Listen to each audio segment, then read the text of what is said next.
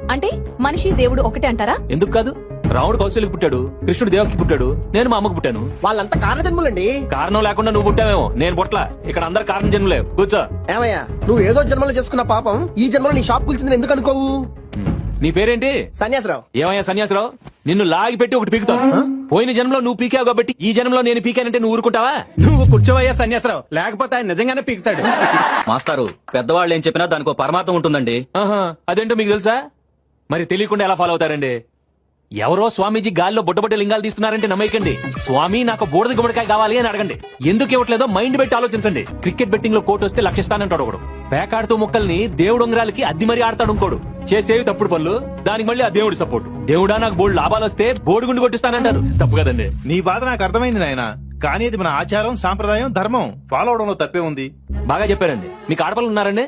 ఒక అమ్మాయి ఉంది. పెళ్ళైందండి? ఇంకా కాలేదు. ఇలా అడుగుతున్నందుకు ఏమనుకోకండి. రేపు పెళ్ళయ్యాక పొరపాటు నా పిల్ల భర్త పోతే అతనితో పాటు అమ్మాయిని కూడా నిప్పులో తోసేస్తారండి. సతీ సహగమనం మన ఆచారం. ఒకప్పుడు దాన్ని కూడా ధర్మమే అన్నారండి. ఫాలో అయితే తప్పే ఉంది. కాలంతో పాటు మనం కూడా మారాలండి. అసలు మీ ఉద్దేశంలో ధర్మం అంటే ఏంటి? ధర్మాలు కాలాన్ని బట్టి మారుతుంటాయండి, కానీ నిజం అన్నది ఒకటి ఉంటుంది. నా ఉద్దేశంలో మనిషి మతాన్ని బతికిస్తుంటే ఆ మతం మనిషిని చంపుతుంది. అయితే చేతగాని వాడినైనా చేస్తుంది, లేదా వాడి చేతులు ఆయుధాన్నైనా పెడుతుంది.